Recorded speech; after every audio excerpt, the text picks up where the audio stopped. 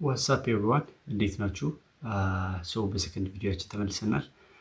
በዚህኛው እዛኛው ቻናል ምን እንደተፈጠረ ግልጽ ለማድረግ እሞክራለሁ።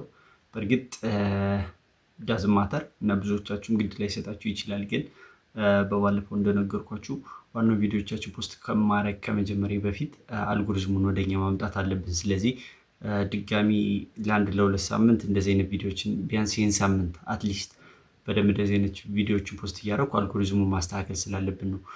ይሄኛውን ቪዲዮ እንደዛኛው ላይክ፣ ሼር፣ ኮሜንት፣ ሰብስክራይብ በማድረግ ሰፖርት ስታደርጉት አልጎሪዝሙን ወደኛ ለማምጣት ቀላል ይሆንላል። ክሊክ ለማድረግ ያክል በእርግጥ ብዙዎቻችሁ ታውቃላችሁ ብዬ አስባለሁ። ግን ቻናሉን ፖስት ማድረግ ያቆምኩበት ምክንያት ስለተሸጠ ነው። ምን እንደተፈጠረ ግልጽ ለማድረግ ልሞክር። የመጀመሪያ ቪዲዮን ፖስት ያደረኩት በባለፈው አመት መስከረም 1 ላይ ነበር።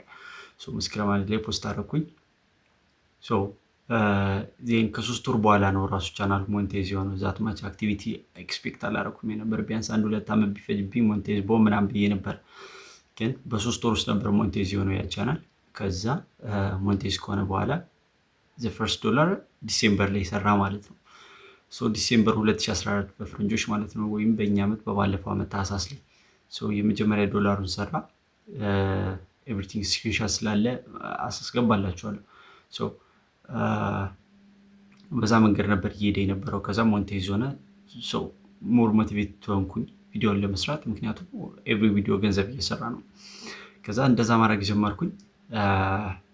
ከዛ ግን ጀስት እዛ ላይ ቢግነር ያን ያክል አድቫንስድ ሌቭል ነው ልባል ራሱ የምችለው እንጂ ያን ያክል ብዙ እውቀት አልነበረኝም ስለ ትሬዲንግ።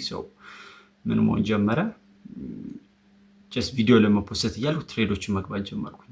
ፎርስ ትሬድ አደርጋለሁ። ከዛም በኋላ በቃ አሁን ሴታፕ ከሌለ ምን ፖስት አደርጋለሁ ብዬ ቪዲዮ ላይ ምን ፖስት አደርጋለሁ ብዬ ከዛም በኋላ ትሬድ ይገባለሁ። የማልፈልገውን ትሬድ ብዬ ጀስት ፎርስ አድርጌ ወይም ሌላ ጎልድ ላይ ወይም ትሬድ ማላደርገው ከረንሲ ላይ ምናምን ትሬድ አደርጋለሁ። እና እንደዚህ አይነት ነገሮች እየተፈጠሩ አፕን ዳውን መሆን ጀመረ። በእርግጥ ብዙ ቪዲዮዎች ስላያችኋቸው እንደተፈጠረ ታውቃላችሁ። አንዴ ፓስ አደርጋለሁ፣ አንዴ ሉዝ አደርጋለሁ፣ አንዴ ታወጣለሁ፣ አንዴ አላወጣም፣ ዜና አካውንቱን ብሪች አደርጋለሁ። እንደዚህ አይነት ነገሮች ነው ሲፈጠሩ የነበረ። ያኔ እንደዚህ አይነት ነገሮች ሲፈጠሩብኝ ከዛ ደግሞ በጣም 1 አመት ሙሉ ቅጥቅጥ አድርጌ ነበር የሰራው። ካያችሁ መስከረም 1 የጀመረ አመቱን ሙሉ ቪዲዮ ያለማቋረጥ ቢያንስ አረፌ 1 ሳምንት ነው ሊያልፈን የሚችል፣ ከዛ ውጭ ሊያልፈን አይችልም። በደንብ ነበር ፖስት ሳደርግ ነበር። ኦልሞስት በአመት ውስጥ ከ67 ወር 70 ቪዲዮ አካባቢ ነው ፖስት ያደረኩት። እና እንደዛ ስለነበረ በርናውት መሆን ጀመርኩኝ። በቃ ቪዲዮዎች መስራት ምናምን እያስጠላ ይመጣ። ያኔ እረፍት ማድረግ ሲገባኝ እኔ ምን አሰብኩኝ?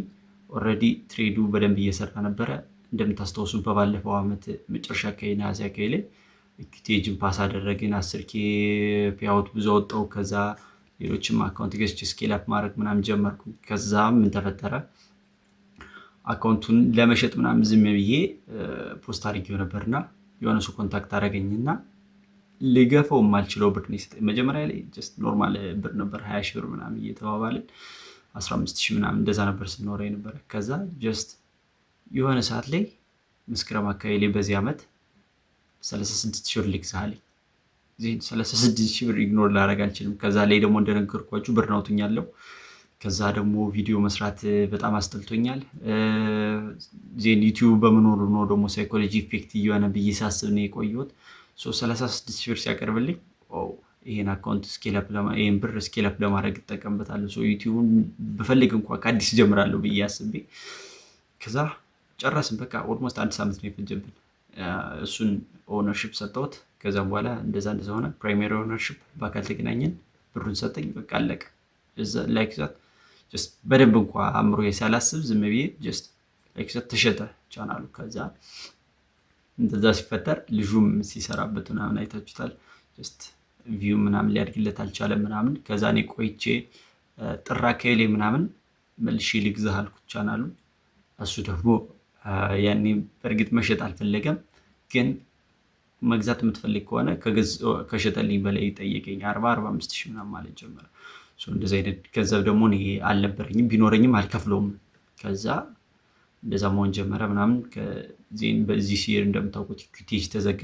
ኢኩቴጅ ሲዘጋ ሙሉ አካውንት የምዘው እንዳለ ፓስ እንደተደረገ ምን እንደሆነ ሁሉም መዘው ላይ የተዘጋ ማለት ነው።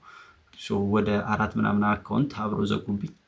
ያለኝ ፒያውት ያወጣኋቸው ገንዘቦች ነበሩ። ስለዚህ ያንን ገንዘብ መልሼ ኢንቨስት ማድረግ ነበረብኝ። ዜን ኢንቨስት አደረኩኝ፣ ፓስ አደረኩኝ። በእርግጥ ትንሽ ፒያውት ወጥቶኝ ኦልሞስት የካቲት መጋቢት ድረስ እስከ የካቲት ምናምን ድረስ አሪፍ እየሄደ ነበረ። ዜን መጋቢት ምናምን ከመጣ በኋላ ዜን ዋሩ ደግሞ በኢራን እና በአሜሪካ መካከል በደንብ እየተፋፋመ ሲመጣ ማርኬቱን ፕሪዲክት ማድረግ ትንሽ ለእኔ ሃርድ እየሆነ መጣ። ከዛ በእርግጥ ሞር ሳይኮሎጂ ነው ዳሜጅ እያደረገኛል።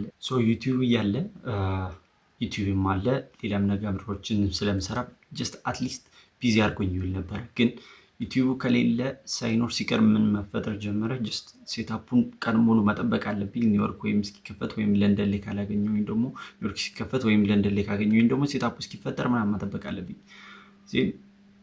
ሞር ፔሽንቲን እያጣሁ መጣሁኝ። ከዛ ብቻ ነገሮች ሳላስባቸው መቀየር ጀመሩና ጀስት ኢቨን ዘ ላስት 3 months ወርስ መንዝ ነበር።